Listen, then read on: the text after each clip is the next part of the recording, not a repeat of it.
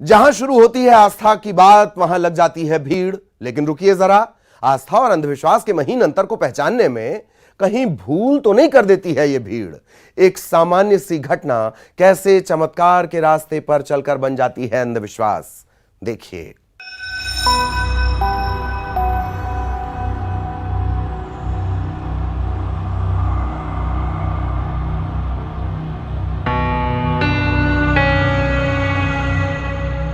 ये जो तस्वीर आप देख रहे हैं, ये आस्था के नाम पर खुले अंधविश्वास की जीती जागती तस्वीर है।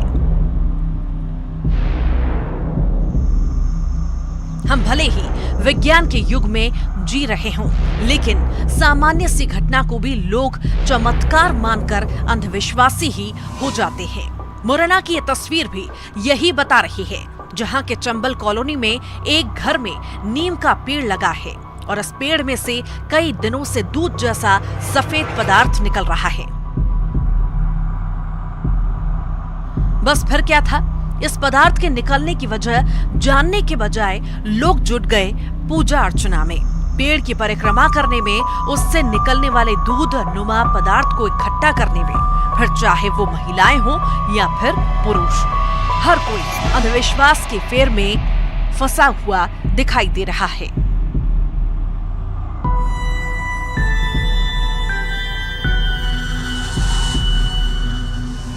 महाराज जी, ये पेड़ में से दूध जैसा पदार्थ निकल रहा है, क्या है पूरा ये मामला? नीली दूध है, ठाकुर जी कुदरत की देन है। इससे बहुत दूर से लोग वहाँ आ रहे हैं, सब लोग ले जा रहे हैं। सब बीमारी में काम चल रहा है, चरम रोग उनके सब में बराबर काम कर रहे हैं। सर, लोग यहाँ अगरबत्ती भी लगा रहे हैं, तो क्या सब ऊपर वाले की देन है। सब किस वजह से दूध निकल रहा है?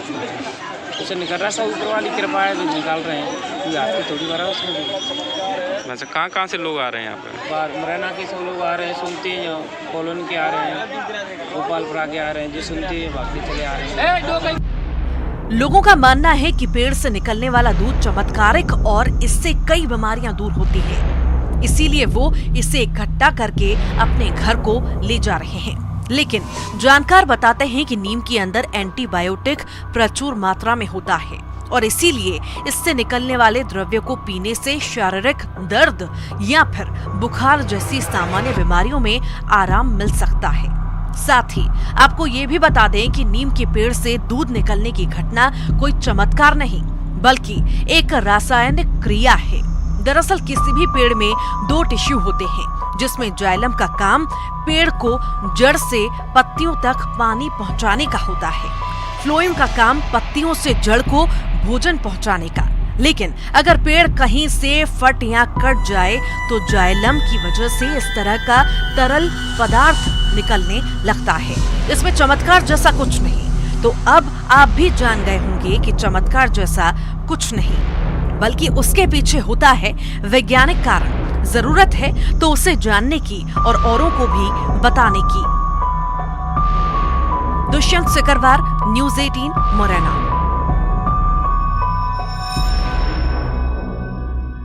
अपने घर का सपना साकार करना हर किसी की दिली तमन्ना होती है और कभी इस सपने को पूरा करने में लोगों की पूरी जिंदगी गुजर जाती थी, पर अब ऐसा नहीं। केंद्र सरकार की योजना की बदौलत गरीबों के खुद के आशियाने का सपना साकार हो रहा है। ऐसे में बुरहानपुर के एक शख्स ने अपने सपने को पूरा करने पर कैसे कहा शुक्रिया, देखिए।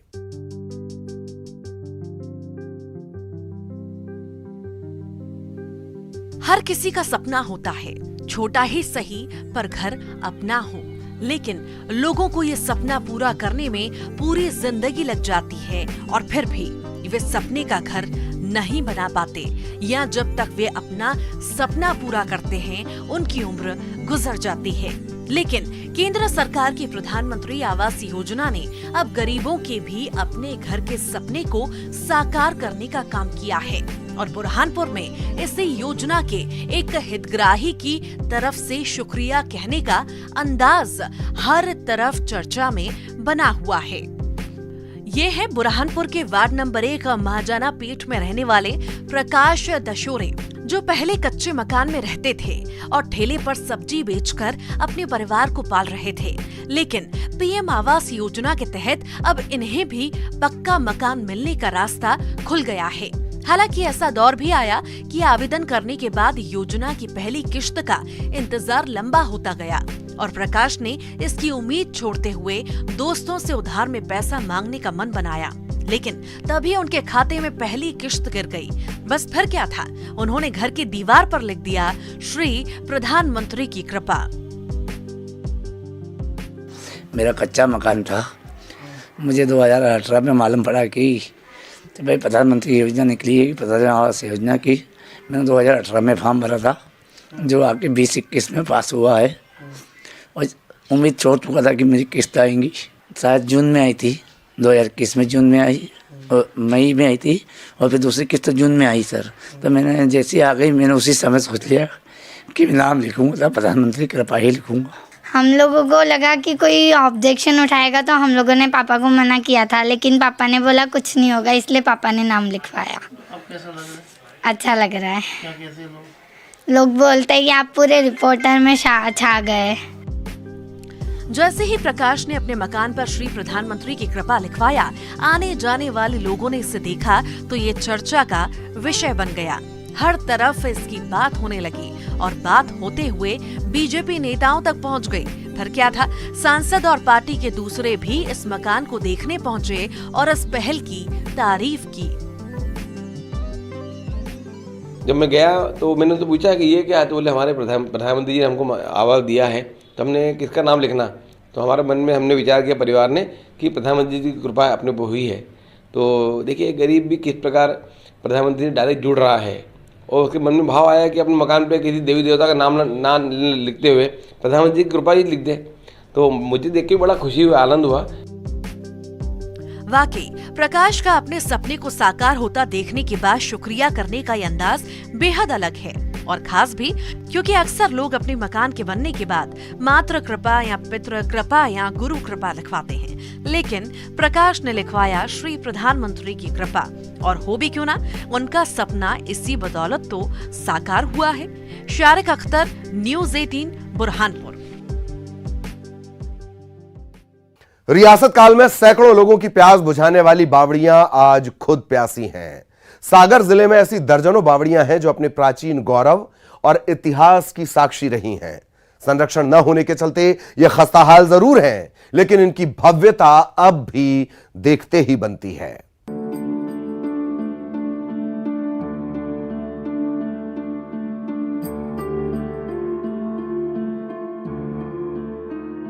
पत्थरों पर उकेरी गई मेहराबदार दरवाजे अब देखने नहीं मिलते। इन्हें एक बार देखते ही लोगों की आंखें ठहर जाती हैं। मेहराबदार डिजाइन के साथ बनाई गई ये बावड़ियां प्राचीन काल की याद दिला देती हैं। महलों के साथ गांव में भी पानी सहेजने के लिए इन बावड़ियों को बनाया जाता था, लेकिन समय के साथ जल स्रोत के साधन बढ़े तो लोग इन्हें भूलने लगे और ये इतिहास बन गई। लोगों की प्यास बुझाने वाली ये बावड़ियां आज जर्जर हो चुकी हैं। सागर जिले के रहली ब्लॉक से 10 किलोमीटर दूर नबलपुर गांव में बनी ये बावड़ी इतनी भव्य और आकर्षक है कि आज भी इसकी सुंदरता देखते ही बनती है। जिले में ऐसी एक नहीं कई बावड़ियां हैं जिन्हें आज सहेजने की जरूरत है। क्या कहानी है भैया, कि जितना से हमारा पैदा हुआ तो हमारा देख रहा है, हमारे बाप दादी देखत रहे और सियाने कहते रहे कि हमें जो पता नहीं कि कौन की बनवाई है, कब की बनी है। और ये के अंदर कोठलियाँ हैं, बारातें मिलती हैं, ढोर बछेरी बेच जाते हैं। गर्मियों में हमारे भी जाओ थे तो मानो ठंडा के लेवे के लाने अब पानी उसमें नहीं है, सो खरखस्ता हो गई है, गिरवाई हो गई है। सो एक जब हमारे गांव की नई धरोहर बन जाए अगर तो बहुत अच्छी है। हमारे गांव का इतिहास तो हमारे बहरे से बनो है। अब ये को नव निर्माण अगर हो जावे तो वरंगारी हो की कहानी बन जाए। 8वीं और 9वीं सदी में बनाई गई ये बावड़ियां इतनी भव्य हैं कि इनकी सुंदरता देखते ही बनती है।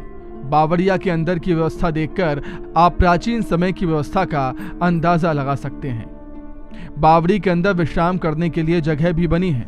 यहाँ रुकने और ठहरने की भी व्यवस्था है। और तो और इन बावरियों के अंदर पहुंचते ही भीषण गर्मी में भी शीतलता का एहसास होता है। गांव वालों के मुताबिक लंबे सफर से आने वाले मुसाफिर यहां रुककर नहाना, भोजन पकाना, देवी देवताओं की पूजा, विश्राम जैसे काम करते थे और फिर अपनी आगे की यात्रा के लिए निकल जाते थे। साथ ही ये बावरियां गांव की प्यास बुझाने और पानी सहेजने का बेहतरीन माध्यम थे। इतिहास में ऐसे देखी जैसी आज है, और जबकि हमारे हाँ 2-4 गाँव की कटाई हुआ होती आदमी तो उपयोग माने गांव के न बाहर के सब करते। अब वो की घर सस्ता हो गई माने वो मैंने पानी भी नहीं रहता, और अब कछुओं में को माना गिर भी गई कहूँ क्या हूँ। अब वो कछुओं में तो निर्माण लायक हो जाएगा, क्योंकि हमारे गांव के इतिहास माने ऐसा कहूँगा हम बहुत जगह फिर आए हैं, जैसे हमें कहीं देखने मिलो ही नहीं है जैसे हमारे तो है, और बहुत पुरानी है। हम भी 70 साल के हो गए, हमारे तो बाप दादी कहते कि हमने भी ऐसी देखी हो। खुरई ब्लॉक के खिमलासा और जिला मुख्यालय से 10 किलोमीटर दूर पगारा गांव में बनी बावड़ी भी ऐसी ही भव्यता का एहसास दिलाती है। ये सभी बावड़ियां अपने प्राचीन गौरव और इतिहास की साक्षी रही हैं। प्राचीनता के साथ इनकी सुंदरता तो कम नहीं हुई, लेकिन ये जर्जर जरूर हो रही हैं। आज ये बावड़ियां अपने संरक्षण की आस संजोए हैं। सागर से रचित दुबे के साथ ब्यूरो रिपोर्ट, न्यूज़ 18। एक दौर था जब भारत में बड़े पैमाने पर औषधीय खेती भी होती थी। दौर बदल गया, लोगों ने पाश्चात्य चिकित्सा को अपनाया तो औषधीय खेती पर भी इसका असर हुआ। लेकिन अब जब लोग फिर से भारतीय चिकित्सा पद्धति पर भरोसा करने लगे हैं तो किसानों का रुझान भी इस तरफ बढ़ा है।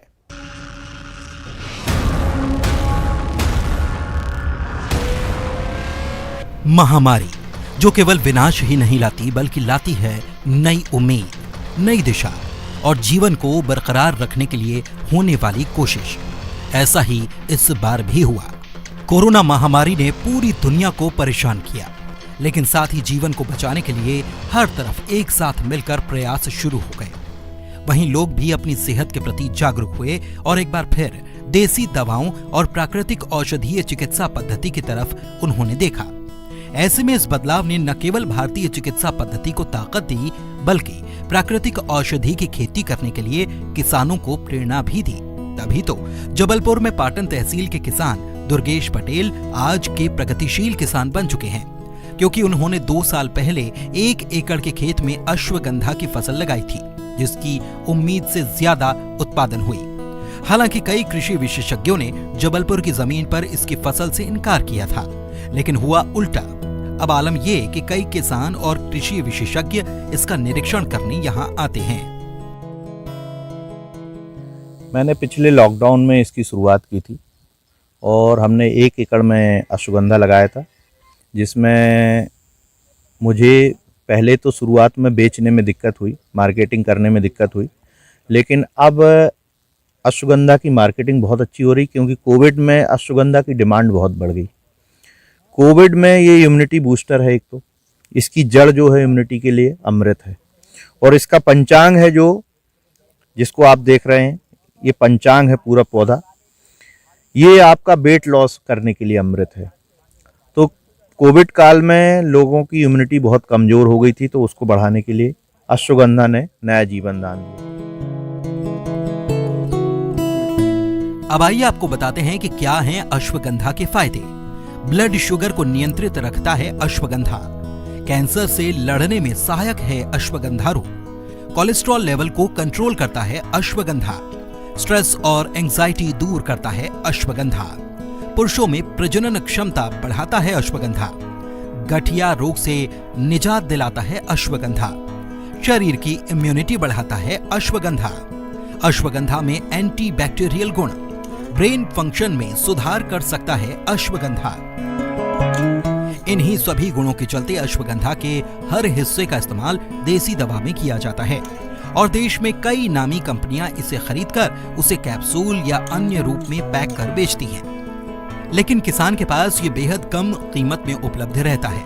किसान दुर्गेश पटेल बताते हैं कि उन्होंने अश्वगंधा की खेती तो कर ली, लेकिन इसकी बिक्री और मार्केट को लेकर वे चिंतित हैं। अगर शासन प्रशासन उनकी मदद करे तो ये न सिर्फ लोगों की सेहत के लिए बेहतर होगा बल्कि किसानों की आय को बढ़ाने का माध्यम भी बन सकता है।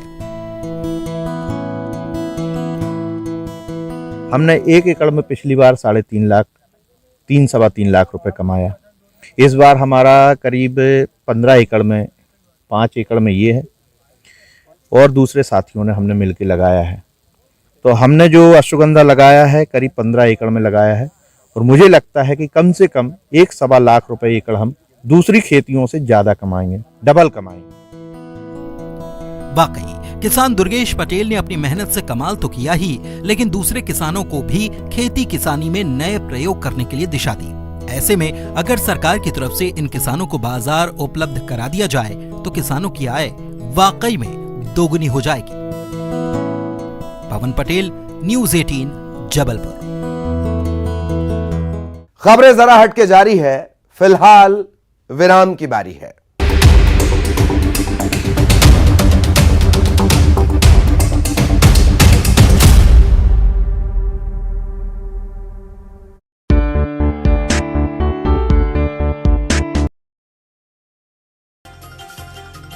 सीहोर के बासगहन गांव में राम यज्ञ में आशीर्वाद लेने पहुंचे सीएम शिवराज। स्वामी रामभद्र के आग्रह पर सीएम ने गाया राम भजन। उपस्थित जनता ने भी सीएम का दिया साथ। उज्जैन केंद्रीय जेल में कैबिनेट मंत्री मोहन यादव ने चलाया ई रिक्शा। जेल में ई रिक्शा शुभारंभ के मौके पर चलाया रिक्शा। जेल परिसर में घूमे मंत्री मोहन यादव। जबलपुर में सोशल मीडिया से सीखकर हथियार बना रहे नाबालिग किशोर। वाहन चेकिंग के दौरान पकड़े गए 2 नाबालिग, 3 देसी कट्टे, 8 तलवार, 5 बम फोड़ने वाली गन बरामद। नर्मदापुरम के पोस्ट ऑफिस घाट पर नहाने आए 4 युवकों की मौत। 3 घंटे चले रेस्क्यू के बाद युवकों को निकाला गया। अस्पताल में डॉक्टर्स ने किया मृत घोषित। शाहजहांपुर के बिरछा में हाई स्कूल के छात्रा से मंचा लेने की छेड़छाड़। छात्रा के भाई और मामा को साथियों के साथ मिलकर पीटा। आरोपियों के खिलाफ मामला दर्ज। देवास के नागदा में मामूली बात को लेकर 2 पक्षों में विवाद। दोनों पक्षों ने एक दूसरे पर लाठी डंडों से किया हमला। 18 लोग घायल, 5 गंभीर, इंदौर रेफर। दतिया पहुंचे यूपी के उप मुख्यमंत्री केशव प्रसाद मौर्य। पीताम्बरा पीठ में की पूजा अर्चना। कहा यूपी में प्रचंड बहुमत से जीतेगी बीजेपी। शाहजहांपुर में 60 वर्ष से ज्यादा की बुजुर्ग महिलाओं के लिए फैंसी ड्रेस की प्रतियोगिता। मेकअप में अलग रूप में नजर आई बुजुर्ग महिलाएं। छतरपुर के बड़ा मलहरा से चोर हथकड़ी के साथ फरार। मोबाइल चोरी के आरोप में पकड़ा गया था चोर। पुलिस कर रही तलाश। सागर में युवक युवती ने पेड़ पर फांसी लगाकर दी जान। प्रेम प्रसंग से जुड़ा मामला। 8 दिन पुराने बताए जा रहे दोनों के शव। जबलपुर के मदन महल रेलवे स्टेशन का 120 करोड़ रुपए की लागत से होगा कायाकल्प। लोकसभा सचेतक और जबलपुर सांसद राकेश सिंह ने मदन महल रेलवे स्टेशन का किया निरीक्षण। विकास कार्यों का अवलोकन। उज्जैन के पवासा से अवैध हथियारों के साथ 2 छात्र गिरफ्तार। एलएलबी का छात्र और बीए की छात्रा को पुलिस ने किया गिरफ्तार। दोनों से पिस्टल, कट्टा, जिंदा कारतूस बरामद। अंतर्राष्ट्रीय महिला दिवस पर सम्मानित होंगी श्योपुर की 2 महिलाएं। शीतल बैरवा और विमला आदिवासी होंगी सम्मानित। लोक अधिकार केंद्र श्योपुर की समता सखी हैं दोनों महिलाएं। यूक्रेन में फंसे छतरपुर के जुड़वा भाई अपने घर वापस लौटे। पारस और पराग गुप्ता यूक्रेन से पहुंचे दिल्ली। माता पिता ने किया स्वागत। हरदा में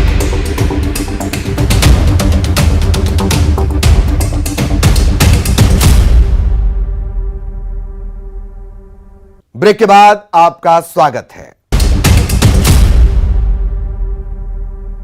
छत्तीसगढ़ में कोरबा के रहने वाले अमन ज्योति जाहिरे को उनके साहस और हौसले को देखते हुए राष्ट्रीय बाल पुरस्कार के लिए चयनित किया गया। देश भर के साहसी बच्चों के साथ अमन को भी सम्मानित किया जाएगा। इस गौरव के लिए मुख्यमंत्री भूपेश बघेल और महिला बाल विकास मंत्री अनिला भेड़िया ने अमन को बधाई दी है।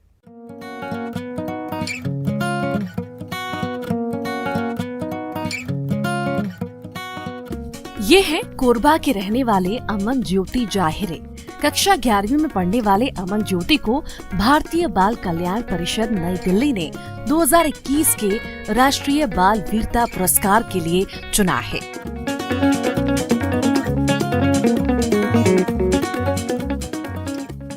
ये पुरस्कार अदम्य साहस और वीरता के लिए बच्चों को प्रदान किया जाता है और अमन ज्योति ने अपने से बड़े बच्चे का जीवन अपनी जान पर खेलकर बचाया।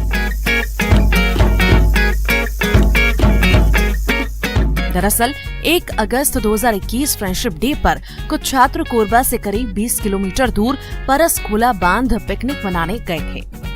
तभी हाथ पैर धोने गए एक छात्र आशीष ठाकुर का पैर फिसल गया और वो पानी में बहने लगा। ज्योति जाहिरे ने अपनी जान की परवाह किए बिना झरने में छलांग लगा दी और सूझबूझ से डूबते आशीष को सुरक्षित बाहर निकाल दिया। हालांकि इस दौरान अमन ज्योति को भी चोटें आई थी। गिरने पे उसके थोड़े सर पे चोट आने पे और थोड़ा पानी पी दिया था तो बेहोशी हालत में हो गया था वो। तो उस बीच मैंने उसे पकड़ा रखा, अगर उसको मैंने छोड़ता तो वो नीचे गिर जाता, वो मतलब गहरी खाई में। और क्या बोलते, मेरा पैर जो है ना गड्ढे में फंसा था। उस बीच मैंने भी उसको क्या पकड़े रखा, नहीं तो हम लोग दोनों की जान खतरे में जा सकती थी। अमन के परिजनों को भी नाज है बेटी की वीरता और हौसले पर। उन्हें खुशी है कि उनके बेटे को राष्ट्रीय बाल वीरता पुरस्कार के लिए चयन किया गया है। आज बहुत मतलब खुशी की बात है, राज्य से राष्ट्रीय मिल रहा है। बच्चे लोगों को क्या और भी खेल कूद के साथ साथ स्विमिंग भी करना सीखना चाहिए? हाँ, सीखना चाहिए। आज के मतलब दौर के पे बहुत जरूरी है सभी चीज सीखने के लिए। इससे पहले अमन ज्योति जाहिरे को उनके साहसिक कामों के लिए छत्तीसगढ़ राज्य बाल कल्याण परिषद की ओर से राज्य वीरता पुरस्कार के लिए चुना गया था। राज्यपाल अनुसुईया उइके ने गणतंत्र दिवस पर भी अमन ज्योति को सम्मानित किया था और अमन को दिल्ली में देश के दूसरे साहसी बच्चों के साथ राष्ट्रीय बाल वीरता पुरस्कार से सम्मानित किया जाएगा। कोरबा से अब्दुल असलम के साथ bureau report, news 18, Madhya Pradesh, Chhattisgarh. 1956 में बनाया गया कोरबा के करतला ब्लॉक का प्राथमिक स्कूल अपनी जर्जर स्थिति को लेकर रो रहा था, सिसक रहा था। लेकिन अब उसका कायाकल्प हो चुका है और स्कूल के इस नए स्वरूप के पीछे की कहानी समाज के लिए एक मिसाल और आगे आने वाली पीढ़ी के लिए एक संदेश भी है।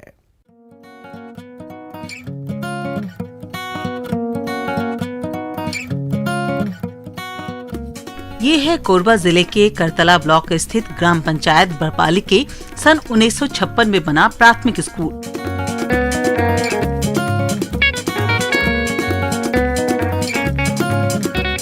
जो कि बहुत ही जर्जर हो चुका था। उसकी दूसरी तस्वीर भी देखिए जिसे नया रूप दिया गया है। स्कूल के जर्जर स्थिति को देखकर स्कूल के पुराने छात्रों ने स्कूल के कायाकल्प की ठानी और पूरे स्कूल परिसर का ही कायाकल्प कर दिया। सभी ने मिलकर अपना आर्थिक योगदान दिया। अब स्कूल दर्शनीय बन गया है। हम नहीं चाहते कि हमारे यहाँ प्राइवेट बच्चे या शासकीय स्कूल में पढ़ने वाले बच्चे जो कि नॉर्मली आर्थिक कमजोर होते हैं, उनके पीछे में मन में ये अंतर रहे कि ये ज़्यादा अच्छे स्कूल में पढ़ते हैं और हम किसी कमज़ोर स्कूल में पढ़ते हैं। यह सोचकर हमने इस दोनों स्तर को बराबर करने के लिए यहाँ इंफ्रास्ट्रक्चर में सुविधा को बढ़ावा दिया। इस स्थिति में मैंने अपने सभी मित्रों को फ़ोन किया और सबसे अच्छी बात यह रही कि मेरे किसी भी मित्र ने मेरे को सिर्फ एक फ़ोन करना पड़ा, उन्होंने अपना सहयोग आके दे दिया। विद्यालय आज से 65 सालों से ज्यादा पुराना है, इसलिए इसके छात्र एक से बढ़कर एक पदों पर स्थापित हैं। जब ये बात वहाँ के पूर्ववर्ती छात्रों को पता चली तो सबने स्कूल के प्रति अपना नैतिक आभार जताते हुए बहुत ही खुशी आर्थिक योगदान दिया। मुझे बहुत खुशी हुई कि चलो मुझे भी कुछ गांव के लिए करने का अवसर मिल रहा है, तो मैंने तुरंत हामी भरी और स्कूल जो है बहुत ही अच्छे से डेवलप किया गया। टाइल्स कलर देखकर मुझे बहुत ज्यादा खुशी हुई। पूर्ववर्ती छात्रों ने इस मिशन को लेकर एक संगठन के रूप में कार्य किया और अपने विद्यालय को फिर से नया रूप दिया। इन सभी के प्रयासों की सराहना हो रही है। हमारे विद्यालय प्राथमिक शाला बरपाली का स्थिति बहुत दयनीय था। आज सभी जगह सभी कमरों में प्लास्टर और जो नीचे स्तर में टाइल्स लगाया गया है और दीवारों में भी प्लास्टर कर प्राथमिक शाला भवन का आज उद्धार किया गया है। आज गांव के जितने भी जो यहाँ इस विद्यालय में पढ़े लिखे हैं उनके द्वारा इस विद्यालय का जीर्णोद्धार कराया गया है। आज विद्यालय बहुत अच्छा है। बड़पाली के शासकीय प्राथमिक शाला के पूर्ववर्ती छात्रों ने बिना सरकारी मदद के जो स्कूल का स्वरूप बदलने का काम किया है, वो न सिर्फ इस स्कूल के छात्र होने का फर्ज निभाया है, बल्कि दूसरों के लिए प्रेरणा बनकर मिसाल कायम की है। कोरबा से न्यूज़ 18 के लिए अब्दुल असलम की रिपोर्ट।